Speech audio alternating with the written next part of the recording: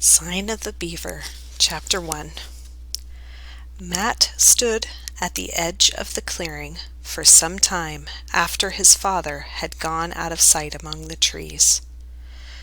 There was just a chance that his father might turn back, that perhaps he had forgotten something or had some last word of advice. This was one time Matt reckoned he wouldn't mind the advice, no matter how many times he had heard it before. But finally, he had to admit that this was not going to happen. His father had really gone. He was alone, with miles of wilderness stretching on every side. He turned and looked back at the log house. It was a fair house, he thought. His mother would have no cause to be ashamed of it. He had helped to build every inch of it. He had helped to cut down the spruce trees and haul the logs and square and notch them. He had stood at one end of every log and raised it, one on top of the other, fitting the notched ends together as snugly as though they had grown that way. He had climbed the roof to fasten down the cedar splints with long poles and dragged up pine boughs to cover them.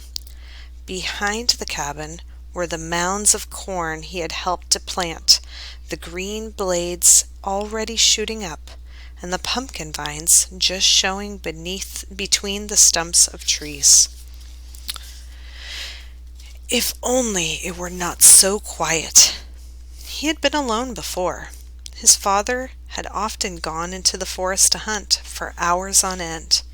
Even when he was there, he was not much of a talker. Sometimes they had worked side by side through a whole morning without his speaking a single word. But this silence was different. It coiled around Matt and reached into his stomach to settle there in a hard knot. He knew it was high time his father was starting back. This was part of the plan that the family had worked out together in the long winter of 1768, sitting by lamplight around the pine table back in Massachusetts. His father had spread out a surveyor's map and traced the boundaries of the land he had purchased in Maine territory. They would be the first settlers in a new township. In the spring, when the ice melted, Matt and his father would travel north. They would take passage on a ship to the settlement at the mouth of the Penobscot River. There they would find some man with a boat to take them up the river and then on up a smaller river that branched off from it, many days' distance from the settlement. Finally, they would strike out on foot into the forest and claim their own part of land. They would clear a patch of ground, build a cabin, and plant some corn. In the summer, his father would go back to Massachusetts to fetch his mother and sister and the new baby, who would be born while they were gone. Matt would stay behind and guard the cabin and the corn patch. It hadn't been quite so easy as it had sounded back in their house in Quincy. Matt had to get used to going to sleep at night with every muscle in his body aching. But the log house was finished. It had only one room. Before winter, they would add a loft for him and his sister to sleep in. Inside, there were shelves along one wall and a sturdy puncheon table with 2 stools. One of these days, his father promised, he would cut out a window and fasten oiled paper to it to let in the light. Someday the paper would be replaced with real glass. Against the wall was a chimney of smaller logs, daubed and lined with clay from the creek. This too was a temporary structure. Over and over his father had warned Matt that it wasn't as safe as a stone chimney, and that he had to watch for flying sparks. He needn't fear. After all the work of building this house, Matt wasn't going to let it burn down about his ears. 6 weeks, his father had said that morning. Maybe 7.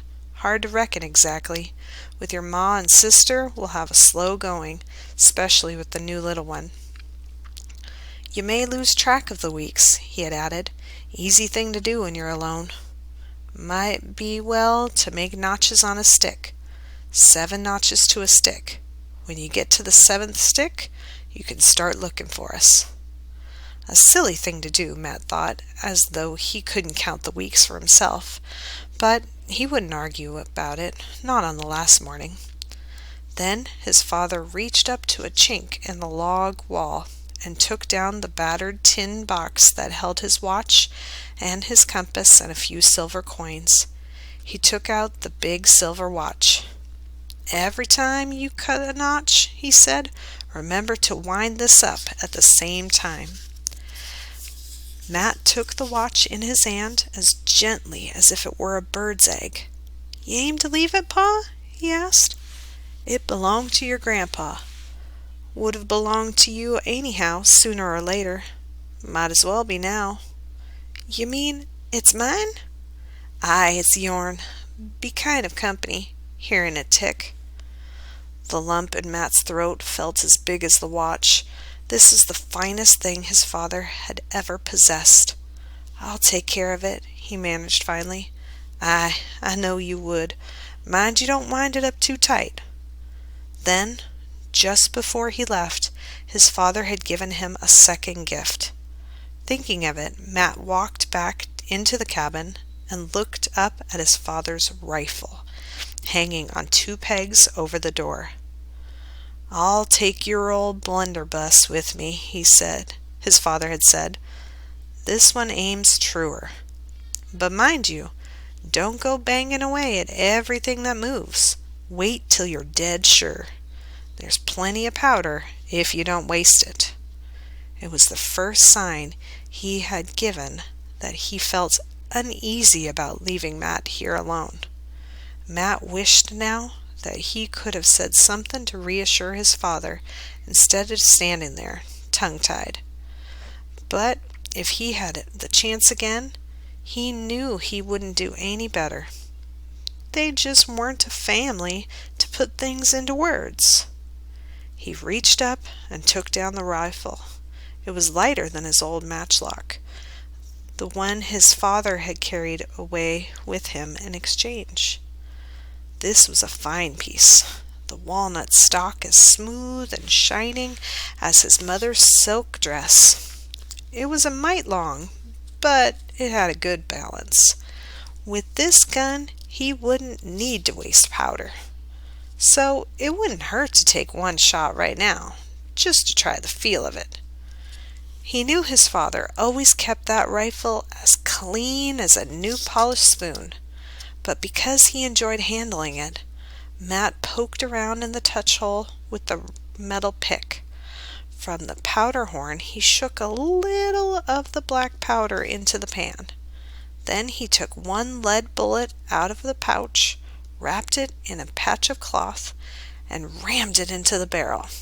As he worked, he whistled loudly into the stillness. It made the knot in his stomach loosen a little. As he stepped into the woods, a blue jay screeched a warning. So it was some time before he spotted anything to shoot at. Presently he saw a red squirrel hunched on a branch, with its tail curled up behind its ears. He lifted the rifle and sighted along the barrel, minding his father's advice and waiting till he was dead sure. The clean feel of the shot delighted him. It didn't set him back on his heels like his old matchlock. Still, he hadn't quite gotten the knack of it. He caught the flick of a tail as the squirrel scampered to an upper branch. I could do better with my own gun, he thought. The rifle of his father's was just going to take some getting used to. Ruefully, he trudged back into the cabin. For his noon meal, he sat munching a bit of the Johnny cake his father had baked that morning. Already he was beginning to realize that time was going to move slowly. A whole afternoon to go before he could cut that first notch. 7 sticks. That would be August. He would have a birthday before August. He supposed his father had forgotten that, with so many things on his mind.